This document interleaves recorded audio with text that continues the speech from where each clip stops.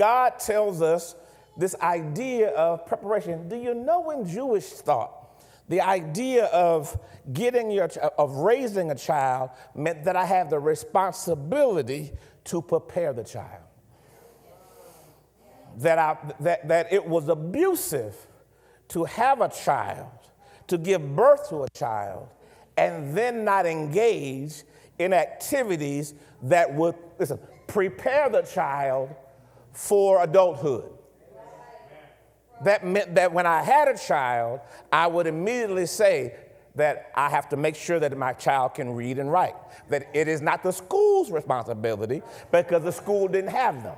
Am I making sense? It is not the school's responsibility because they're not the school's gift. They are my gift. And it is not the school's responsibility because it is not the school is not a steward over them. I am a steward over them. I have to take each one of my children in their own uniqueness and work with them to make sure that that young man and that young woman is academically ready for the world and ready for the world that I deem. I don't allow the school to set the standard. I don't allow the system to set the standard. I set the standard for what they need to be prepared for. Am I making sense? But it was not just academically, but spiritually, I was responsible for teaching them the Torah, the Word of God, so much so that they had to memorize it. Am I making sense? So that means that then as an adult, I have no business as a kingdom citizen having a child that I don't want to train spiritually. And then lastly, wait a minute, academically, spiritually, and then it says this, that they would train them with a work or a skill set so they could take care of themselves as an adult. That means when I get little Junior and I get little Bobo and I get little Boo Boo, my responsibility as a spiritual man and a spiritual woman is to say, do they have a skill set by which they can take care of themselves? And if they don't, and if I don't give them a skill set, that means that I have failed them as a parent, because I have a responsibility for preparation. Am I making sense to somebody? Making sense? Listen. You don't get a dog that you don't want to train.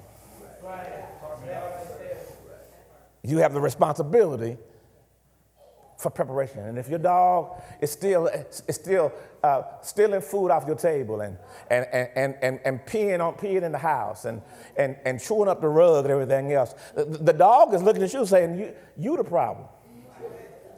Because you did not prepare me now to be, am I making sense?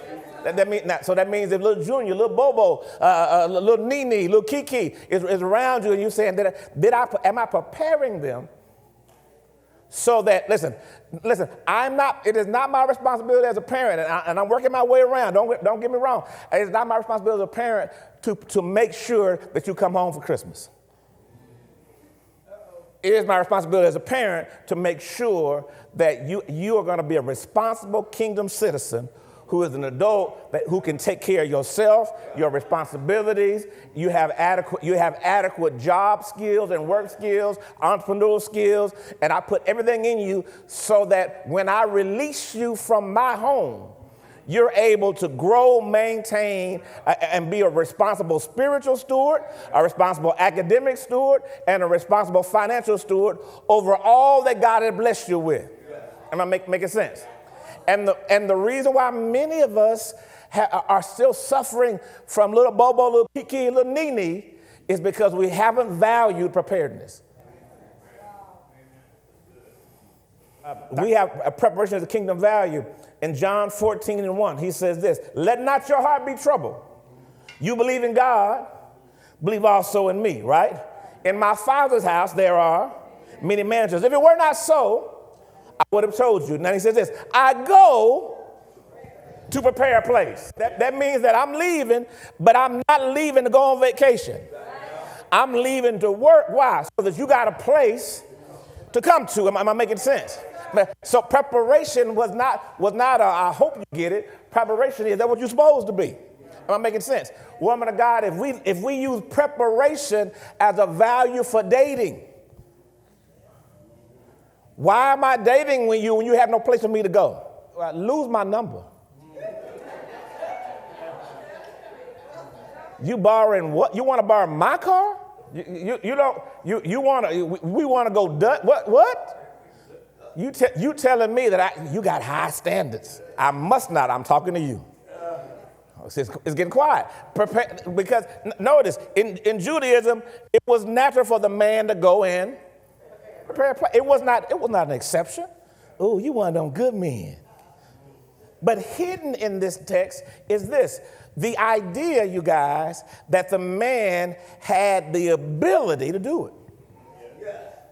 So that meant that the parent had to work with that young man the entire time, so that by the time he found the woman that he would like, and oftentimes that was in their teenage years, that at 14, 15, he would have the ability to build a house.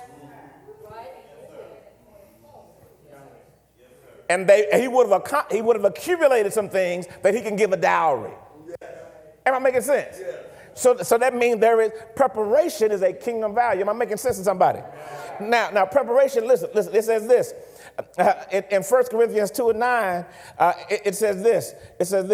But as it is written, eyes have not seen, nor ears have heard, nor has entered into the hearts of man the things that God has prepared for those who believe in it. God said preparation is the kingdom value. Am I making sense? That means listen, we're not going to get to heaven and God going to say, wait a minute, hold on.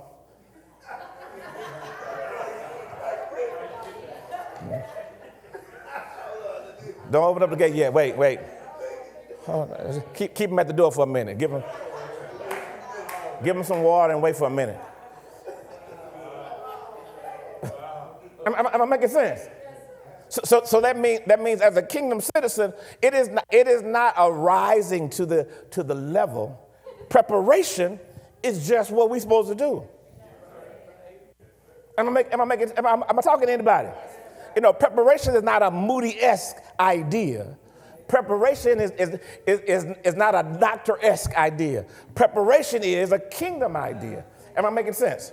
Now, it says this, Matthew 25:34 says this, and he will set the sheep on his right hand and the goats on the left hand, right? This is an eschatological idea of God's future. And the king will say to those on the right hand, come and be blessed by my Father. Which one? Inherit the kingdom, get this, prepared for you. When was it prepared? At the foundation of the world. So that meant this, that preparation meant this, Jaleel, that God is not starting now. That he thought about it beforehand and got everything ready because the kingdom was prepared at the foundation of the world, before the foundation of the world. Am I making sense? So that means you have no business as a kingdom citizen operating in something that you have not prepared for. That why you starting a project and you ain't got it already. Well, that's me, Pastor. I can't do nothing. I mean, you telling me that I'm not ready for nothing. I'm telling you is that you don't value preparation. It says prepare your outside work, and then it says this: make it fit for yourself in the field. So you want to live big, then you got to cultivate deep.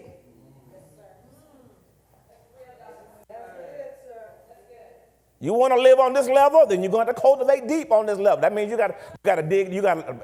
Listen, that kind of thinking right there, that kind of living right there is going to require you you got to be thinking a little better than this. All right, come on now. Am I making sense? It says cultivate your field. Y'all ain't liking me. It says this. Why cultivate your field? Because in Jewish thought, why are you going to build a house that you don't have the produce to take care of? It's going to fail. So build the field and cultivate your harvest first. Can I talk to the adults? Why you want to be blessed and you're not a sower? You ain't cultivated this principle. You ain't cultivated the field. Am I making sense? Why are you mad because you broke? You never cultivated the field. You never pushed yourself. And now you expect everybody to help you. I just need somebody to help me out a little bit. No, you don't. You need to cultivate your field. Am I making sense? Because the idea was that you would have responsibility and you'd be able to produce yourself. See, it's quiet in here now. So understand this. That means that stop being mad about where you are and ask yourself, what have I cultivated? I ain't built nothing. And so I built a house that I don't have the harvest to handle. I'll say it again. You don't build a house that you don't have the harvest to handle. I'm going to say it a third time because somebody need to write that down. You don't build a house that you don't have the harvest to handle.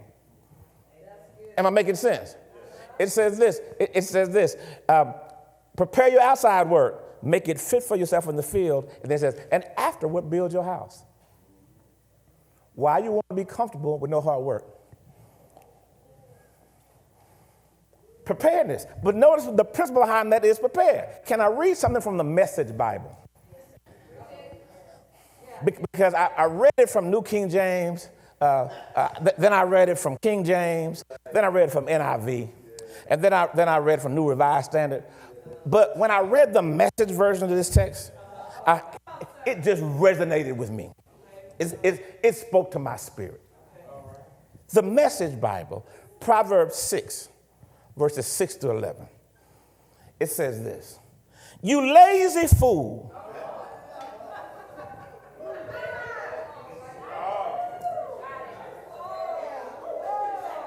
Look at an ant.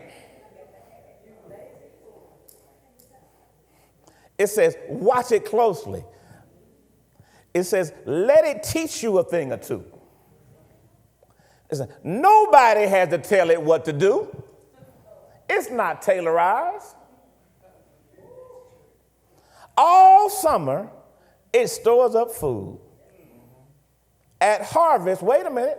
Well, why you expect a harvest when you ain't worked during the summer? At harvest, it stockpiles provisions. It don't say it spends stuff. It says it stockpiles it, right? So how long are you going to laze around and do nothing? How long before you get out of bed? A nap here and a nap there. A day off there and a day off there. Sit back, take it easy. Do you know what comes next? Just this. You can look forward to a dirt poor life. Poverty and your permanent house guest.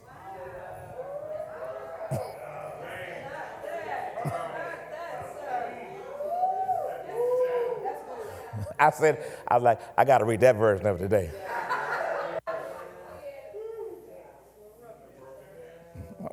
Listen, I just read the Bible. And why is this important? Why does this make sense to the Jewish culture? Because they understood that hard work then produces good harvest.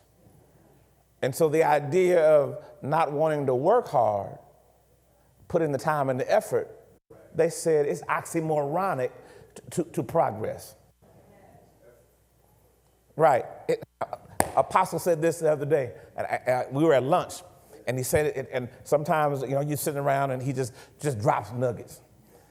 He was sitting around, and he said, Moody, he says, here's the problem with most people. And so I was like, what's the problem, Apostle? He says, what people don't understand is this. Momentum is never designed to take you to the next level. I'll say it again. Momentum is never designed to take you to the next level. Somebody say, what? Because momentum means, listen, he said, momentum is only gained naturally from going downhill.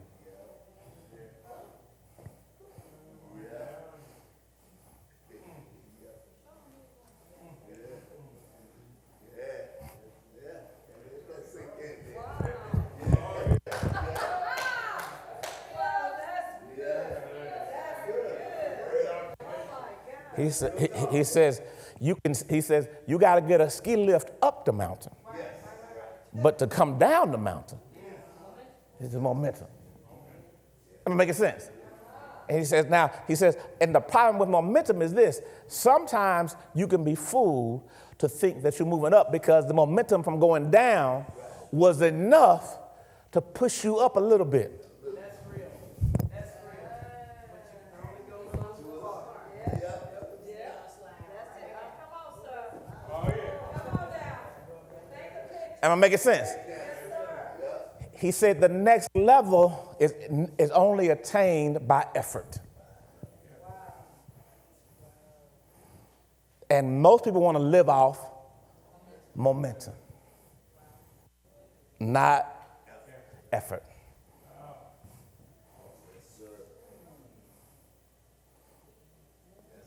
So some of y'all are like, whoa. So the question you got to ask yourself, am I living a life off momentum? I want to sit back and enjoy the fruits of momentum that I built. But I don't want to give effort. Thank you for worshiping with us today. If you like this message, you can find the rest at cmllcstore.com. We invite you to join us again for our extraordinary worship services every Sunday at 10:30 a.m., Sundays at 4 p.m., and Wednesdays at 7:30 p.m. Central, where Dr. Moody teaches how to understand the Bible, and you can get all your biblical questions answered. We look forward to connecting with you. We ask that you subscribe to The Rock ATX on YouTube and follow The Rock ATX on Facebook and Instagram to stay connected to all The Rock is doing. You can also get connected on our website at therockatx.org. Again, thank you for worshiping with us, and be blessed.